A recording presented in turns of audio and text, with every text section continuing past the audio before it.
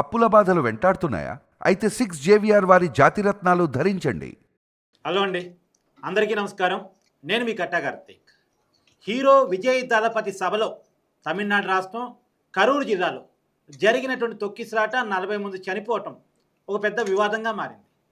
ఈ 40 మంది చావు వెనకాల కారణాలేంటి, తప్పు ఎవరిది, బాధ్యత ఎవరు వహించాలి అన్నకాడు మాత్రం రాజకీయ నిందలు ఒకరి మీద ఒకరు వేసుకుంటున్నారు.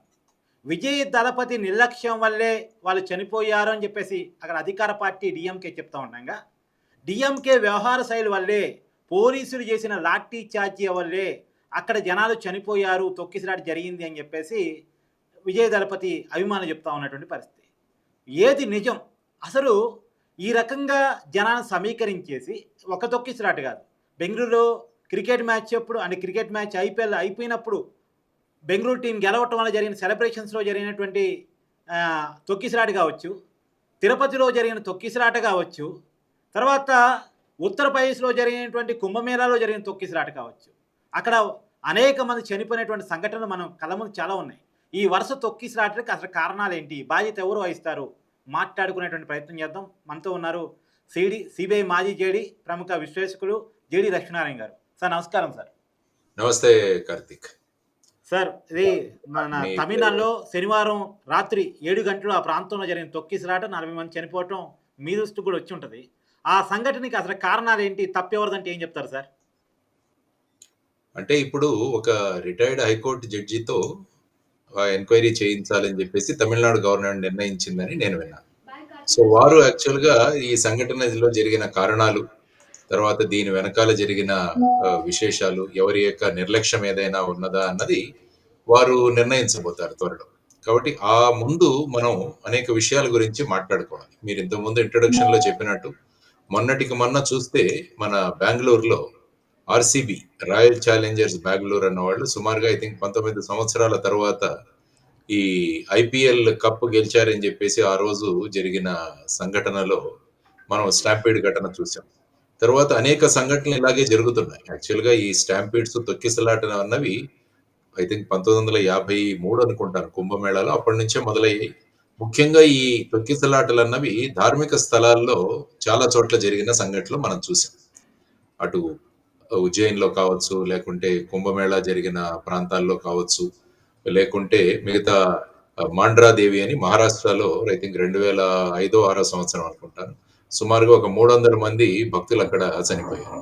తర్వాత మనకు చూస్తే రాజమండ్రిలో జరిగిన పుష్కరాలప్పుడు జరిగిన తొక్కిసలాట, ఆ తర్వాత మొన్న రీసెంట్ గా ఇక్కడ అల్లు అర్జున్ గారు అక్కడ ఒక థియేటర్ దగ్గరికి, సంధ్యా థియేటర్ దగ్గరికి వచ్చినప్పుడు కూడా అక్కడ జరిగిన తొక్కిసలాట.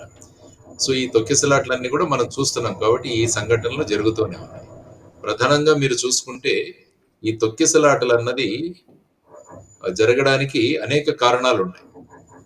సాధారణంగా మీరు ధార్మిక స్థలాలు ఏవైతే ఉంటాయో, అంటే మన టెంపుల్స్ ఇలాంటి చోట, కుంభమేళా ఇలాంటి వాటి చోట చాలా చోట్ల నుంచి ప్రజలు వస్తుంటారు. వచ్చి వాళ్ళు దేనికి వస్తారు, అక్కడికి వచ్చి వాళ్ళ దర్శనం కానీ కుంభమేళాలో స్నానం చేసి కానీ వెళ్ళిపోవాలన్నది వాళ్ళ మెయిన్. కాబట్టి ఎంత త్వరగా దాన్ని ముగించుకొని వెళదామా అన్న దీంట్లో వాళ్ళు ఉంటారు. కాబట్టి ఎక్కడైనా కొద్దిగా డిలే అవుతే ఏమవుతుందంటే అక్కడ తొక్కిసలాట అన్నది జరుగుతుంది. మొన్న మీకు తిరుపతిలో ఐ థింక్ ఈ కూపన్లు ఇస్తామన్నారు దర్శనానికి. ఆ కింద వారందరినీ కూడా ఒక గార్డెన్ లో పెట్టడం జరిగింది. ఆ తర్వాత లేట్ అవ్వడం వల్ల ఆ కూపన్లు ఇచ్చే సమయానికి అందరూ ఒకరి మీద ఒకరు తొక్కిసలాటలో ఐ థింక్ సుమారుగా 9 మంది ఎంతమంది చనిపోయారని నేను చూసాను. ఆ తర్వాత రాజమండ్రిలో షూటింగ్ జరుగుతోందని చెప్పేసి క్రౌడ్ అంతా కూడా ఆపేసి, షూటింగ్ అయిన తర్వాత సడన్ గా గేట్లు ఓపెన్ చేయడం వల్ల వాళ్ళంతా కూడా మేమంటే మేము ముందని చెప్పేసి వెళ్ళిపోయి అందులో 27-29 మంది మరణించినట్టు పుష్కరాల టైం.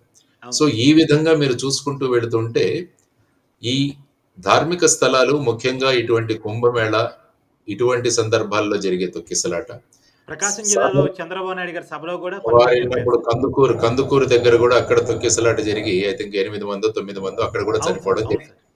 సో ఇలాంటి సంఘటనలు మనం చూసాం.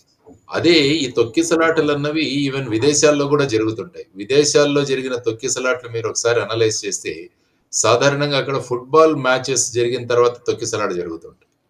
అంటే మ్యాచ్ లో చూసి గెలిచి ఆ తర్వాత ఓడిన వాళ్ళు వీళ్ళంతా ఒకరితో ఒకరు తలపడడం, లేకుంటే త్వరగా బయటికి వెళ్ళిపోవడం దీని ద్వారా. తర్వాత హజ్ యాత్ర, హజ్ యాత్ర వెళ్ళినప్పుడు కూడా అక్కడ కూడా కొన్నిసార్లు ఫైర్ యాక్సిడెంట్ జరగడం వల్ల అక్కడ కూడా తొక్కిసలాట్లో మరణించిన వాళ్ళు ఉంటారు. సో ఇవన్నీ మీరు చూసుకుంటే ధార్మిక స్థలాలు, తీర్థక్షేత్రాలు ఇటువంటి వాట్లలో ఏదైనా ఒక సంఘటన జరిగితే ఆ తర్వాత తొక్కిసలాట జరుగుతుంది. తర్వాత రెండవది రాజకీయ పార్టీల యొక్క ఈ విధమైన సభలు అన్నవి రెండవది.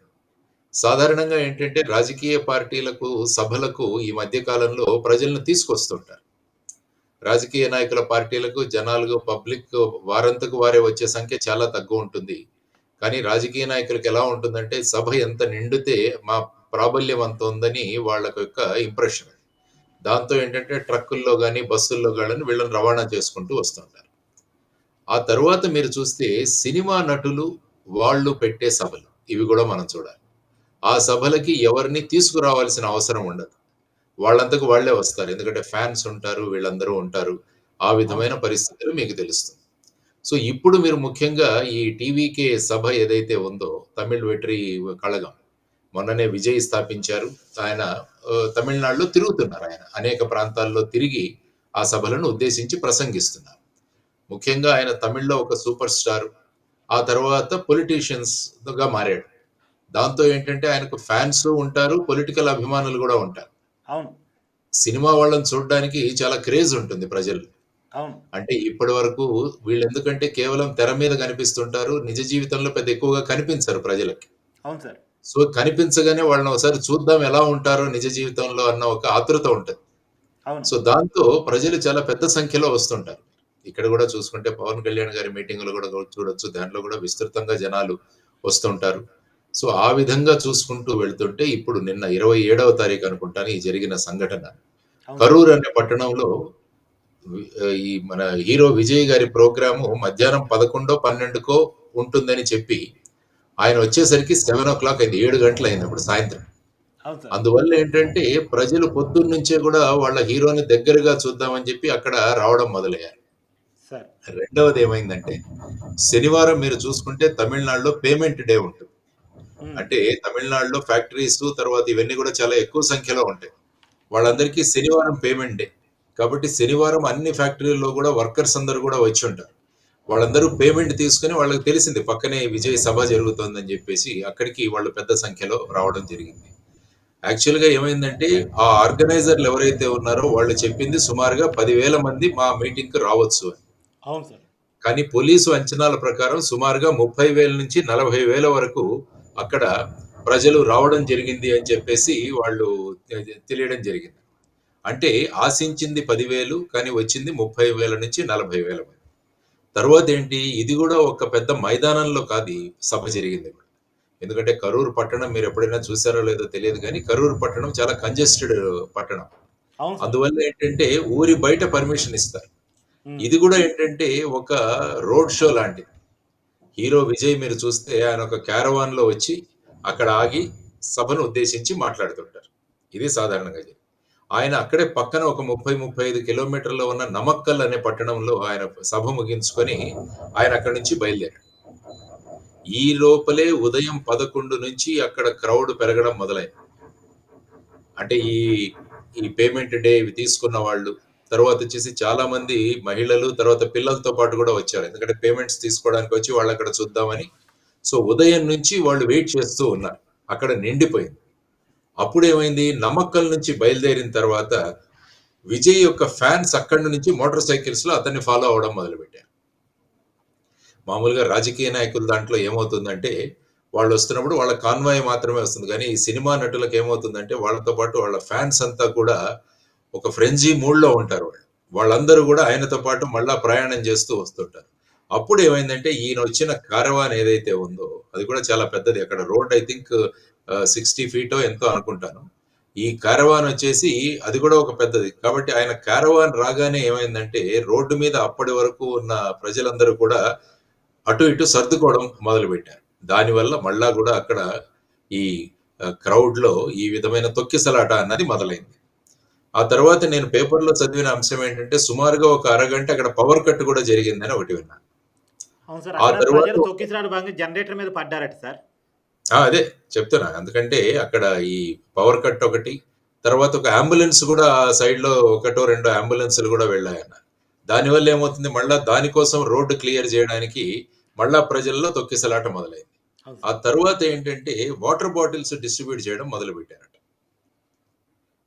జనాలు ఎలాగ ఉంటుందంటే అక్కడ తమిళనాడులో మీరు ఇప్పుడు కూడా చూసుకుంటే చాలా వేడిగా ఉంటుంది. ఉదయం నుంచి వాళ్ళు అక్కడ నిలబడి ఉన్నారు. ఆ తర్వాత ఆ పరిస్థితులలో నీళ్లు డిస్ట్రిబ్యూట్ చేస్తున్నారంటే అవి తీసుకురావడానికి కూడా ప్రజలు వెళ్ళారు. ఆ తర్వాత ఈయన మాట్లాడుతున్న మైక్ సిస్టమ్ కూడా అంత పవర్ఫుల్ గా లేదు. దానివల్ల వెనకాల ఉన్న వాళ్ళకి వినపడడం లేదండి. సో అది వినపడడానికి ఆయన దగ్గరగా చూడడానికని మళ్ళా వాళ్ళు కూడా ఇటు రావడం జరిగింది. సో ఇటువంటి అన్ని కారణాల వల్ల ఏమైందంటే తరువాత అక్కడ 2 చెట్ల మీద కూడా వాళ్ళ ఫ్యాన్స్ అందరూ కూడా ఎక్కారంట. సాధారణంగా ఇటువంటి సభల్లో ఈ లైట్స్ పెట్టిన వాటికి కానీ సౌండ్ బాక్సెస్ పెట్టిన వీటికి కానీ వాళ్ళ మీద ఎక్కుతుంటారు మామూలుగా.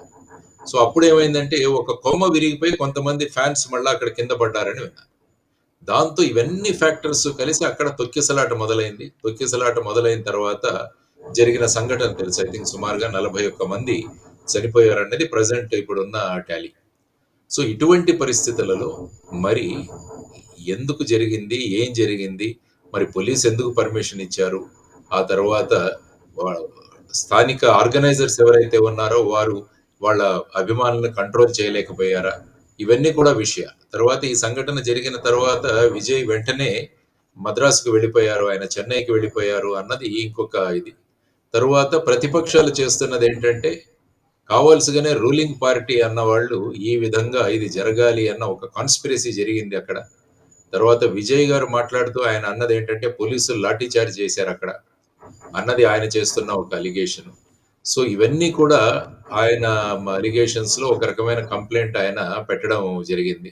తర్వాత అక్కడ రాళ్లు రువ్వారు అని చెప్పేసి, తర్వాత కావాల్సిగానే అక్కడ ఎలక్ట్రిసిటీ కనెక్షన్ ఒక అరగంట సేపు పవర్ లేకుండా చేశారు అన్నది ఆయన చేస్తున్న అలిగేషన్స్.